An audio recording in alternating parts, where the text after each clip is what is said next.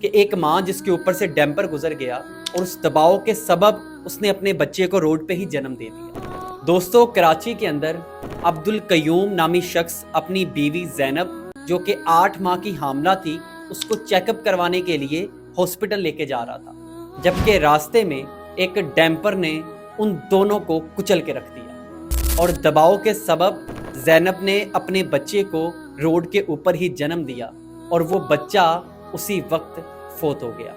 اس طرح ایک خاندان کو ایک ہی جھٹکے میں ختم کر دیا گیا۔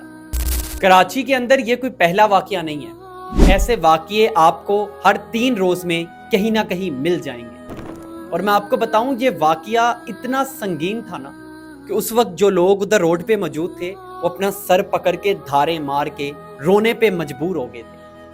آپ ذرا اندازہ لگائیں کہ ایک ماں جس کے اوپر سے ڈیمپر گزر گیا اور اس دباؤ کے سبب اس نے اپنے بچے کو روڈ پہ ہی جنم دے دیا، آپ اس اذیت کو سوچ بھی نہیں سکتے جو ان پہ گزری ہوگی۔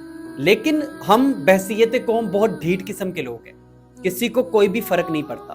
ہم 4 دن سوشل میڈیا پہ اپنی پوسٹیں لگائیں گے، کومنٹس کریں گے، اس کے علاوہ ہم اپنے گھروں سے نکلنے کو جہاد کنسیڈر ہی نہیں کرتے، اور پھر ہم جیسے بے حس لوگ ایسے ہی کسی اگلے واقعے کے منتظر بیٹھے ہوتے ہیں۔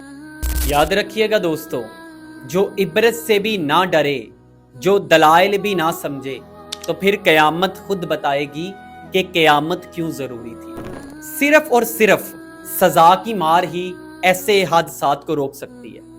صرف 5 لوگوں کو پکڑ کے نا سرعام سزائے موت دے دیں جنہوں نے ان جیسے خاندانوں کی زندگیاں برباد کر دی۔ نہ کسی کا پیسہ دیکھیں، نہ کسی کا ریفرنس دیکھیں، نہ ٹرانسپورٹ کمپنیوں کے تعلقات دیکھیں، صرف عدل سے کام لینا تو اس جیسے حادثے دوبارہ کبھی نہ ہو۔ لیکن ہمارا سارا نظام اوپر سے نیچے تک کرپشن کی دلدل میں ڈوب چکا ہے اور کسی کو کوئی فرق نہیں پڑتا، کسی کا خاندان اجڑ جائے، کسی کی بستیاں اجڑ جائیں، کسی کی زندگیاں برباد ہو جائیں۔ ہم صرف سوشل میڈیا پہ کمنٹ کرنے والے لوگ ہیں۔